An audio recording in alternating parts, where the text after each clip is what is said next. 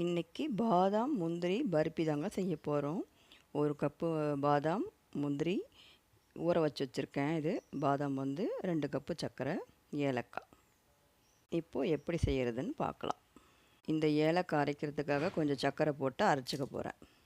அப்படியே இந்த பாதாம் முந்திரியும் பேஸ்ட்டு மாதிரி அரைச்சிக்கணும். இதை ஒரு ஓட்டு ஓட்டிட்டு அதோட முந்திரி இதெல்லாம் போட்டு நம்ம அரைச்சிக்கலாம். ஏலக்காய் சர்க்கரை கொஞ்சம் போட்டு அரைச்சிட்டேன். அதோடு இப்போ பாதாம் போட்டு அரைச்சிக்கலாம்.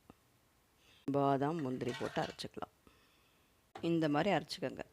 கடாய் வச்சுருக்கேன், சர்க்கரை போட்டுக்கோங்க. ஒரு கம்பி பதம் வர மாதிரி பண்ணணும். ஒரு கம்பி இல்லை, பிசு பிசுன்னு இருந்தால் போதும். பாவு இந்த பாதாம் முந்திரி பேஸ்ட்டு போட்டு அப்படியே ஸ்பூன் போடுங்க. நெய் 1 ஸ்பூன் போட்டிருக்கேன். ரெடி ஆகிடுச்சி. இப்போ தட்டில் போட்டு ஆற வச்சு கட் பண்ணணும். ஆயிடுச்சு. ஆறினவுடனே சாப்பிட்ணுங்க.